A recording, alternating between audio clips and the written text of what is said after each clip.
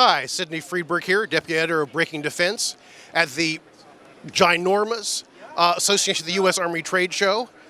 There are tanks and missiles on the floor here, but none of this works without a command and control system to tell them what the heck to shoot at. And that's historically been a bit of a problem, which is why you guys have worked on a better one for the Patriot missile. We have, yeah. So what you see on the left-hand side here is the current Patriot displays, right? And what we see over here on the right-hand side is the displays that we're working on and we're going to begin fielding to the United States Army in 2020, okay? What you can do over here, now both screens are showing the exact same information, they're just presenting them to the operator in a much different manner. Over here we've got a modern three-dimensional intuitive interface for the soldier. And over there we have black and white spaghetti. We do. And it's two-dimensional, which can be a real challenge when you're trying to understand what's going on in the third dimension. And for Patriot, that's kind of a big deal since it's about shooting down incoming enemy aircraft, incoming ballistic missiles, cruise missiles, without shooting down your own guys, which has happened in the past because it's a very complex, fast-moving situation.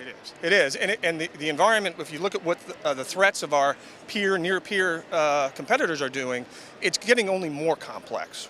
And so we designed this really with the intent of giving the operator, again, an intuitive system, but one that will help him much more clearly understand the environment that he's operating in.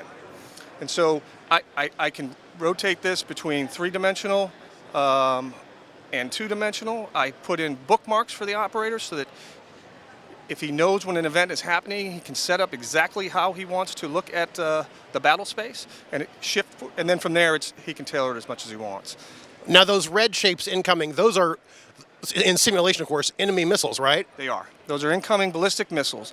Over there you do not get an appreciation for the trajectory of it. Over here I can see where it is in time and in space. And now I'm seeing these with the benefit of other radars on the battlefield because they have not even come in yet into the Patriot's field of view. Right. The Patriot's own radars are those purple coverage areas. It is. But because there's a network out there, you are plugging into other radars the Army has set up, so you're not relying only on the radar you brought with you. That's right. Absolutely. Right. In this case, we're simulating an AN-TPY-2, which is the THAAD radar. Which is the great big, sort of trailer-sized X-band radar. It is. So, and I click on a track. Immediately down the bottom, I'm presenting all the information that an operator needs to make an engagement decision. And now we've done this by working with operators to say, what is the most critical pieces of information you need right away? All of this information is available over there, but over there the operator has to remember where that information is, and he or she has to go and find it. It's a matter of it's like old-style MS-DOS interface. You have to know the code to enter to get the right thing out. That's correct. Over there, you're teaching a soldier how to be Google. He is the search engine. He has to understand where all the information is stored. Over here, we present the most critical information and we give him a search engine. So, and if he wants to, I forgot where communications information is stored. Start typing it in, just like any modern search engine, you can go right to it. And there's my communications information up there. Now, let me ask, you mentioned this can take, for example, the THAAD radar. What can this plug into now, and what could you upgrade it to plug into in the future? So this interface right now will be implemented on the Patriot system.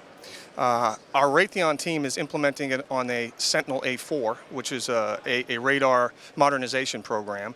But essentially, because of the way we've done this in a modular open systems architecture approach, it could be extended to anything, very simply. In fact, the baseline for this code was AFATADS, an Army Field Artillery Command and Control System that we took and adapted for the Patriot. That allowed us to do it much cheaper because we were lifting about 2 million lines of code straight out of another program. And it also allowed us to go at the speed of relevance. And so we literally just got under contract within the last 6 months, and we will be delivering this in 2020 to the warfighter. And then, now you have an Army background yourself, is that right? Yeah. What branch? Air Defense Artillery. I served 27 years, operated and commanded the Patriot system in several different areas of the world. And this is also based on feedback, not just from folks like you who have been in, but folks who are in right now, who are Absolutely. I see this as one of the most important things we can do for the Patriot Force. Not only in what it does from an operational perspective and how it helps them make better decisions faster, but also on the training side. As you might imagine, it's difficult to take in an 18-year-old kid who's had an iPhone for 10 years and then try to train them on the current interface. The black and white spaghetti. Right, right. But this, again, intuitive system, very easy for a new young soldier. This is the kind of technology a soldier expects to see when they come into the United States Army. Understood. Well, thank you very much. Great to talk to you. I appreciate it.